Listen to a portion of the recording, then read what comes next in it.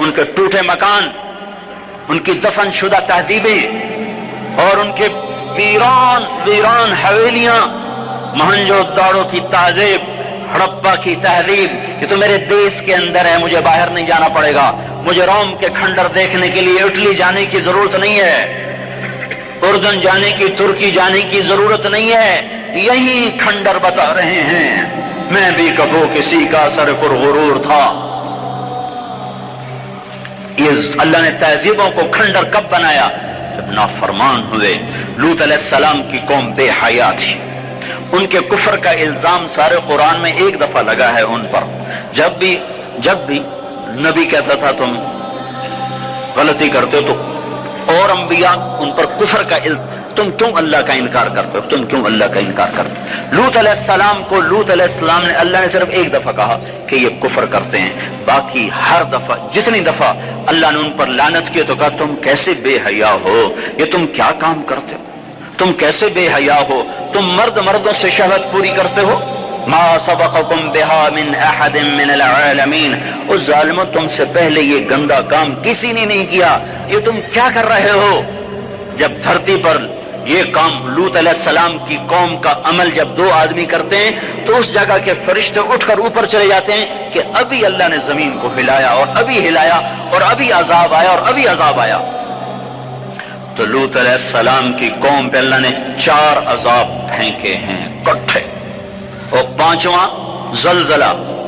پہلے آیا زلزلہ، پھر آئی فرشتے کی چیخ، پھر اوپر پڑی پتھروں کی بارش، پھر ان کے چہرے ان کی آنکھیں گئی دھسا دی گئیں، اور پھر ان کو اللہ نے یوں اٹھایا اور پلٹا کے یوں مارا۔ فجعلنا عالیہا سافلہا وامطرنا علیہا حجارۃ من سجیل منضود مسومۃ عند ربک وما ہی من الظالمین ببعید۔ عجیب بات بتاؤں، پتھروں پہ نام لکھے تھے، یہ پتھر فلاں خبیث کے سر پہ پڑے گا، یہ فلاں بدبخت کے سر پر پڑے گا۔ لوط علیہ السلام کی دینی ایمان نہیں لائی تو اللہ تعالیٰ کے فرشتوں نے کہہ دیا تو بچ جائے گا، تیری بیوی کے سر پہ پڑے گا پتھر۔ اور لوط علیہ السلام اتنے تنگ آ چکے تھے، فرشتوں نے انہوں نے پوچھا کب عذاب آئے گا؟ لوط علیہ السلام نے پوچھا فَاصْرِ بِأَهْلِكَ بِقِطْعٍ مِّنَ اللَّيْلِ وَلَا يَلْتَفِتْ مِنكُمْ أَحَدٌ وَامْضُوا حَيْثُ تُؤْمَرُونَ۔ لوط علیہ السلام کہنے لگے عذاب کب آئے گا؟ تو فرشتوں نے کہا ان موعدہم الصبح، ابھی نہیں، ان موعدہم الصبح، جب صبح کا چاندنا ہوگا تو ان پر عذاب آئے گا۔ لوط علیہ السلام اتنے تنگ آ چکے تھے، کہنے لگے نہیں نہیں نہیں نہیں، صبح بڑی دور ہے، ابھی لاؤ ابھی لاؤ۔ تو جواب میں فرشتوں نے کہا الیس الصبح بقریب، صبح بھی تو قریب ہی ہے، الیس الصبح بقریب ان موعدہم الصبح الیس الصبح بقریب، یہ قرآن کی آیت ہے۔ فرشتوں نے کہا بس 3-4 گھنٹے کی بات ہے، نکلو۔ فلما اتاہا امرنا، پھر اللہ کا امر آیا۔ کہاں ہے اللہ؟ کیا ہمارا کیا پڑھے لکھا دور ہے، سائنس کا دور ہے، ترقی کا دور ہے، پلیٹیں ہلتی ہیں، اللہ ویلا بیٹھا ہوا ہے۔ ہاں واپس آؤ واپس آؤ۔ عقل کی پرستش نے یونان کو کیا دیا، رب کی پرستش نے دیا جو بھی دیا۔ اللہ اس کے رسول کی غلامی سے سہرے بندے ہیں، جس کے بھی بندے ہیں، وہی عزت کی سیڑھیوں پر چڑھا ہے جس نے اللہ رسول کے غلامی کا دم بھرا ہے، جس نے ان کی چوکٹ کو چوما ہے، وہی دنیا اور آخرت میں سرخر ہوا ہے۔ بے حیا معاشرہ ٹوٹ جاتا ہے اور بے حیائی ننگی ہو کے ناچ رہی ہے۔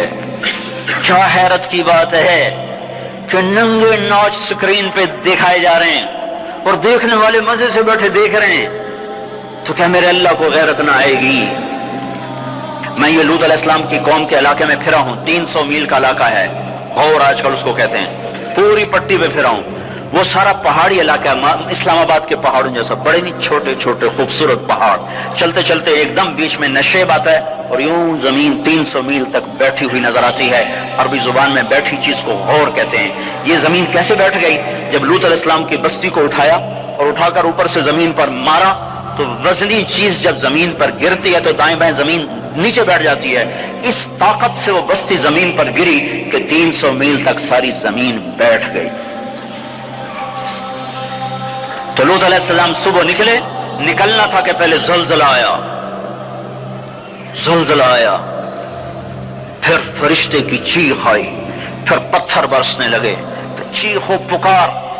लूत अलैहिस्सलाम ने बीवी से कहा था पीछे ना मुड़ के देखना, पर अल्लाह का फैसला हो चुका था कि इसका भी सर टूटना है।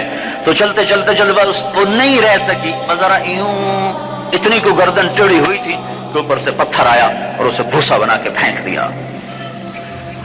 तो मेरे भाइयों, हम सब खतरे की लपेट में हैं, बारी लग चुकी है, नंबर ब नंबर, नौबत ब नौबत ये होगा।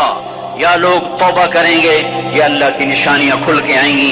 जब ये होगा, जब ये होगा, जब मेरी उम्मत गाने बजाने को जो कौमें गाने बजाने में डूबती हैं वो हलाक हो जाती हो, उनके टूटे मकान, उनकी दफन शुदा तहजीबें और उनके वीरान वीरान हवेलियां, मोहनजोदड़ो की तहजीब, हड़प्पा की तहजीब, ये तो मेरे देश के अंदर है, मुझे बाहर नहीं जाना पड़ेगा, मुझे रोम के खंडर देखने के लिए इटली जाने की जरूरत नहीं है, उर्दन जाने की, तुर्की जाने की जरूरत नहीं है, यही खंडर बता रहे हैं। मैं भी कबो किसी का सर गुरूर था।